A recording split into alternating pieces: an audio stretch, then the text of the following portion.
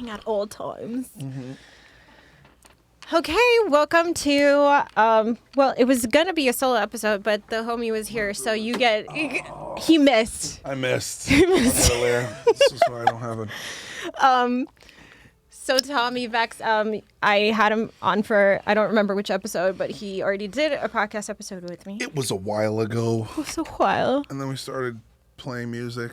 Yeah, we're doing like acoustic version of a couple of either covers you've already done and a couple of your favorite songs. A couple of originals, a couple of covers. Ooh, my gray's coming in. I didn't know I was going to be on camera today. I'm sorry, you don't have to be. No, it's all right. I'm fine. Yeah. These are the... It's the seasoning. Yeah, right? yeah. It means that salt and pepper. Survival. Right? Sure. Like an old lion, just, oh, yes.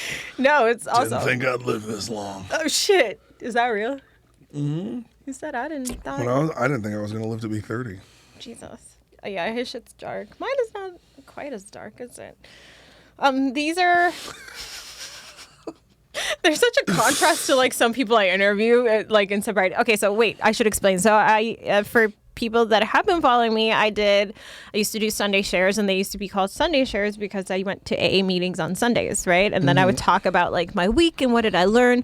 This was especially important for me in the beginning because I was coming off, obviously, smoking intensely. So, like, I'd quit alcohol for that. I'd quit alcohol, but I was still smoking in my first year of quote-unquote Cali sobriety, which you don't think is a thing, I know, but I do. Not a thing. It is a thing. Don't worry, I got you guys. Don't worry. It's not a thing. Don't worry. Don't listen to him. I'm just kidding. Oh, no, do listen to him. No, but it helped me. All I can say is it helped. No, all I'm saying is it helped me. Yeah. And, but then I finally quit that too. And so So when was the end of your Cali sobriety? What's your end of your Cali sobriety? Over 2 years. Like, I've been sober 2 years. Okay. Yeah. So you see when you say sober, well, because it's like a double positive. It's like a yes. But here's the thing: I'm not trying to change the word. Yeah. Sober means when you don't take anything, right? And that's real. I'm not with the people that are like Cali sobriety is actually a thing. You're smoking weed, so you're not sober. Well, is that what Cali sobriety is? Yes. Okay.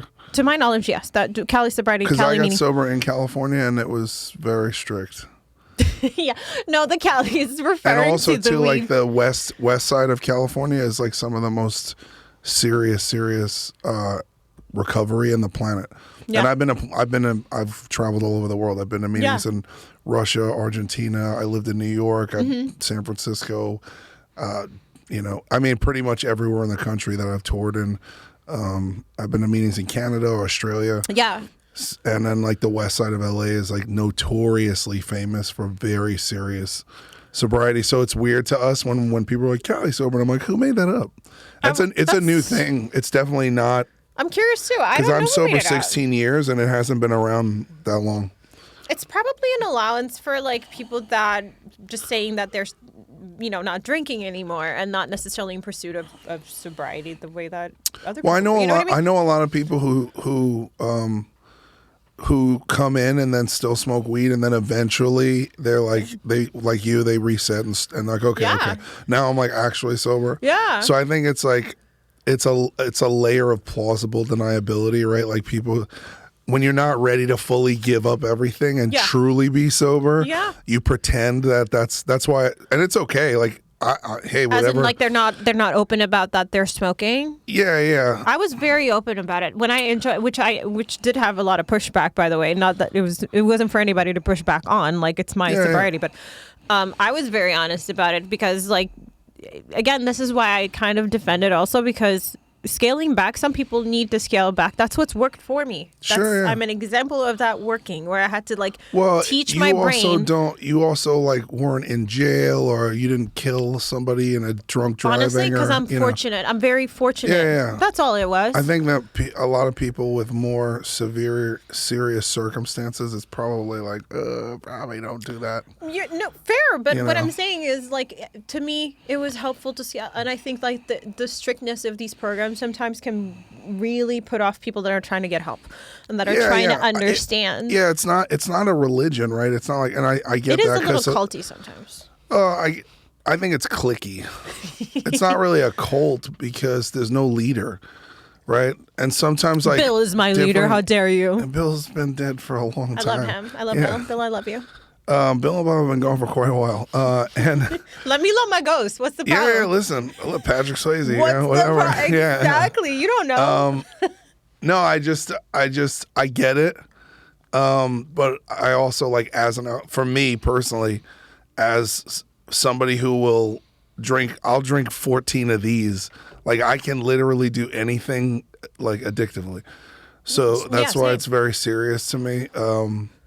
But yeah, if that's what it takes to get you in the door, like come on in, well, come hang out. I think since we're on that topic, I love you till you love yourself. Well, not all of them do though, and I just want people, I guess, if you are considering the program, yeah, people are going to be kind of douchey about it sometimes, and you just have to be. I was very honest. I would smoke a joint before I walked in. I go to the beach meeting, so it's outside. They don't let you share if you Who wants to fucking share? Fuck all. Like I don't care. No, I'm saying like that's a thing. Like if you've had any substances, they ask you not to share if you've had anything in the first. Meanwhile, they're 24 hours. Chain smoking in their corner, right? Absolutely. Where is that? So beach meetings, right? I go to the beach meetings. What, outside? Meaning they're outside. Oh, yeah. So you see people chewing on their nicotine gum, smoking up a storm, but me smoking a joint is, okay, all right, whatever. But either, I'm just saying. Well. You're not supposed to be on anything at all, including any kind of pills, right? That's what sobriety means. Yeah, people, I'm just saying. I'm against a lot of things, but that's me. I'm very. I'm just saying there are things that people take there that it's kind of falls through the cracks there that they kind of think is okay. This is the thing. I think that for people who need things to be, some people need it to be strict, some people need it to be like a loose garment, right? It's like with religion, some people are out here beating other people up over the head with their beliefs, and it's like that's not really going to help anybody. Exactly. However, I do believe in definitive terms and verbiage, and I believe that if you are saying that you are the word sober, it should mean what it means in the dictionary. Okay, can we talk about what does it mean in the dictionary? Because I know for a fact that within AA community, there are people that take certain, like I'm talking about the doctor prescribed my Adderall, or my doctor prescribed this and that, so therefore it's okay. I have very controversial opinions about that as well. Okay, well, my opinion, I don't know if it's considered controversial, but if we're saying that we're not on something, we're not on those things either. Okay? Like, you don't see me. Do you know? Yes. Correct. Like, yes. Okay. No, so I don't think. Do you see why, to me, it seemed hypocritical of them, and I didn't give two fucks? I would literally smoke the fattest joint and sit my ass there because you probably went to not good meetings then. No. This was everywhere. My point is that I think the point of my sober talk here is go to meetings. The people are going to be people no matter where. People are cliquey and culty and whatever, and they're going to. That's what the traditions are for. Right. We place principles before personalities. Yeah, and you'll find people that might maybe in their story have scaled back like I did, and eventually got sober, and you can tell them, shit, I'm struggling. There's tons of people trying like to get that. better. Yeah, there's no problem with that. Like like when people say the term, it's cringe to me. Because it's literally as offensive as blackface to me. You told me that in the podcast. Yeah, it's a fact. Like people who it's almost as offensive as racial appropriation. Like and Why making do you say that? a You joke. don't mean that. You're saying it for a fact. I'm dead serious. Like people who claim. Why is it that offensive? That because I have to. Because for me. I, as a former junkie, who was homeless, had to raw dog detoxing and doing all this, right, in order to just hold on to not dying. And so when people, I earned the term. I understand. You know what I mean? And so when other people, and it's not even something you're born with. It's even more offensive because like my race or my ethnicity is something that I didn't choose. Being sober is something that I worked for.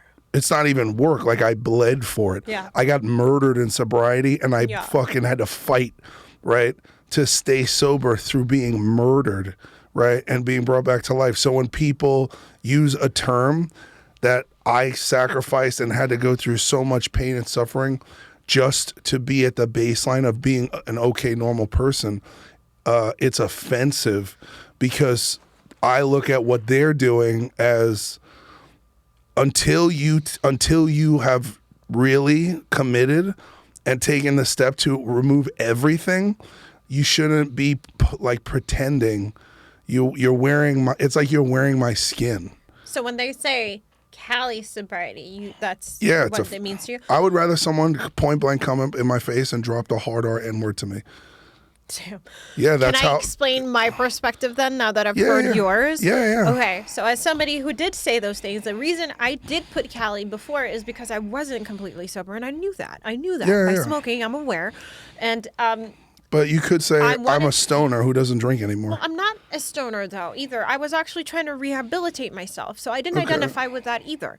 I wasn't, lighting up a joint and going, well, this is fun. It's like, maybe now my brain will be well enough to stop that too. Sure. So when I was met with that kind of like, hard opinions. I will tell you this on here as personally as my friend. Yeah. And you're not in that place. I would never go to a person in a meeting and say that to them.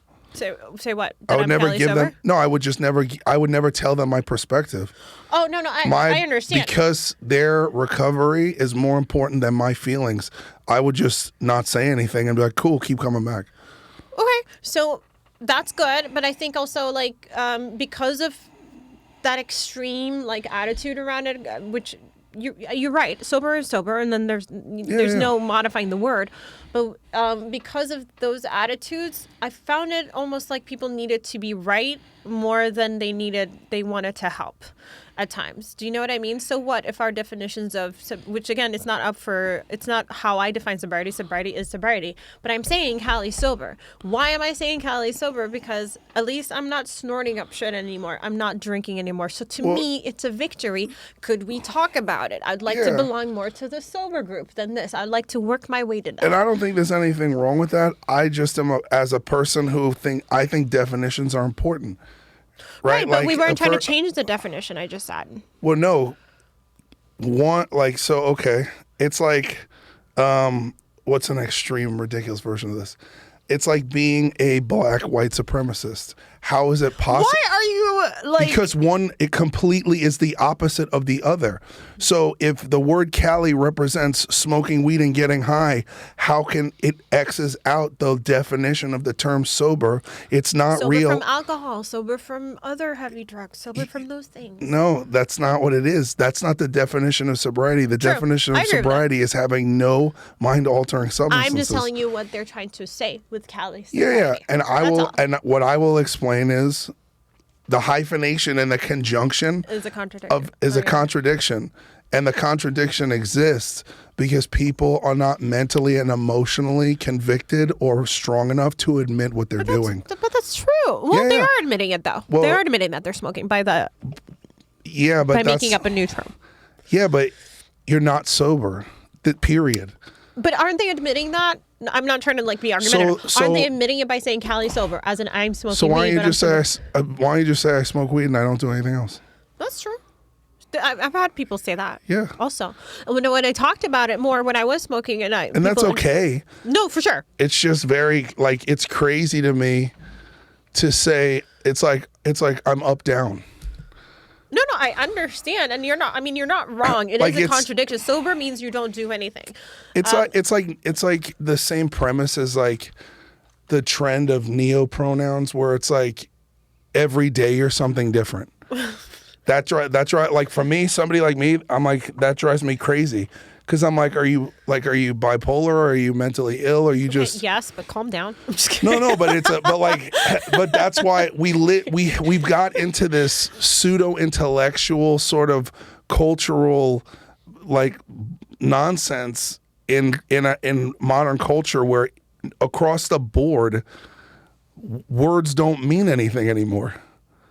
People put things into conjunction, so that's like having to do the work for what. No, just things putting things that just whatever. Anything could be anything. No, I know. I I don't like that either. So if you're like Cali sober is like, it's like changing. It's like today I'm a him and tomorrow I'm a her. Okay, I get that. I understand. You're not making sense to me. Yeah. But what I'm saying to you, as somebody who was in that, oh gosh, no, this stuff.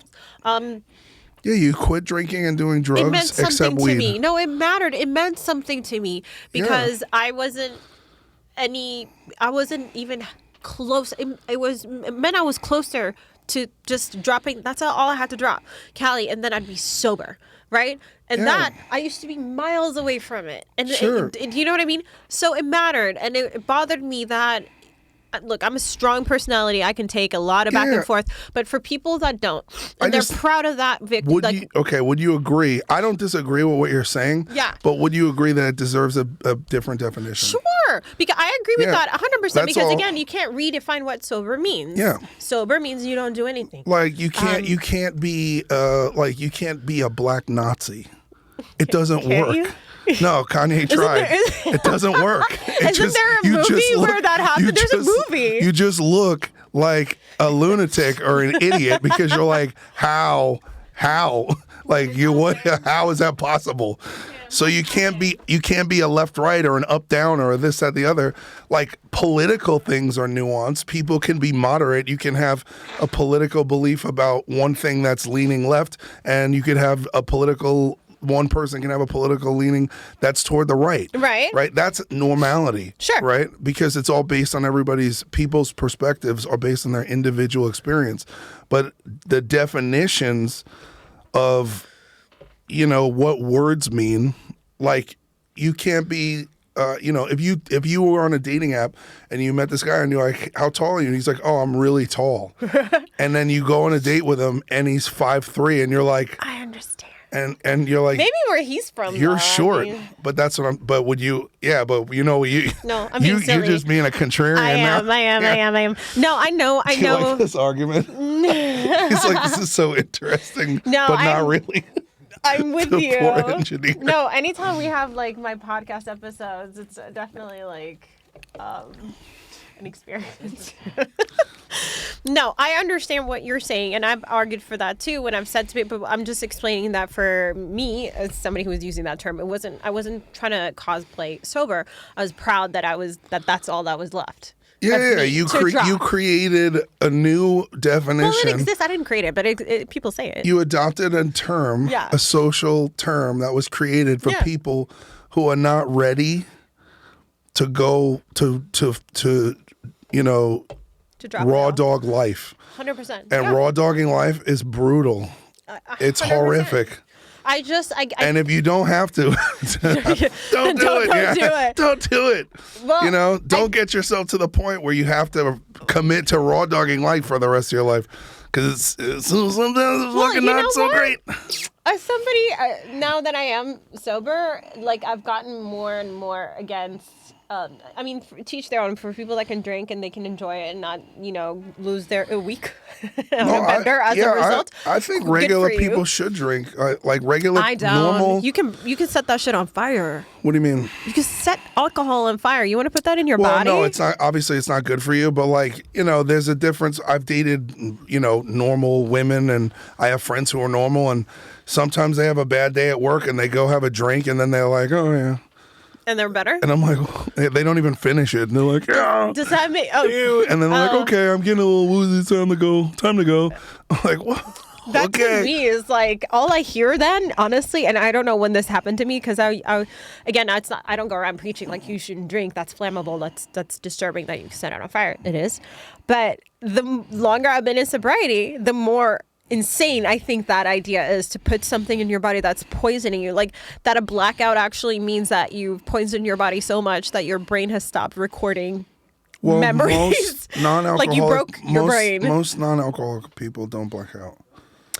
It's something that maybe happens when they're very young and they're learning how alcohol works, but it's not a normal thing. Like, if you regularly black out, like, come see me. I was like, I got some friends you might want to meet. Well, even being drunk, yeah, I know. For real, though. Yeah, definitely.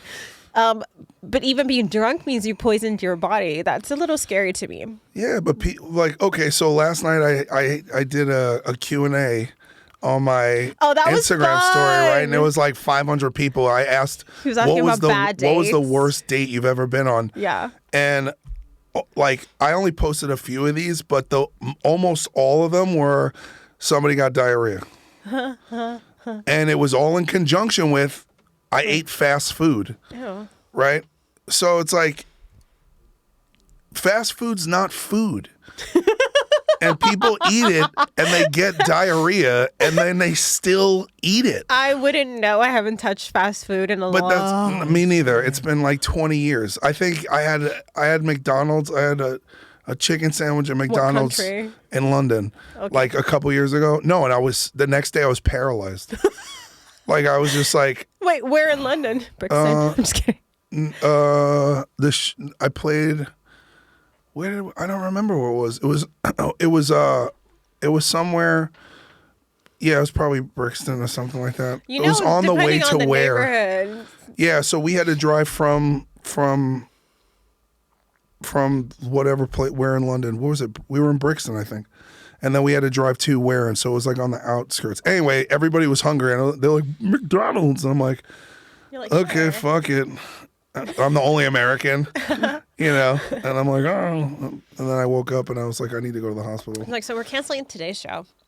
No, it's just it was the last day of the tour. Oh God, God bless. Yeah. Well, that's fortunate. It's all right. I woke up the next day and drank a gallon of water and had some fish and chips, and I was. And you were right as rain. Right as rain. Right as rain. Right as rain. Was that 20 years ago? So you're still drinking? No, this was like a couple years ago. Oh. So that is the only other time that I've eaten fast food in I don't know how long.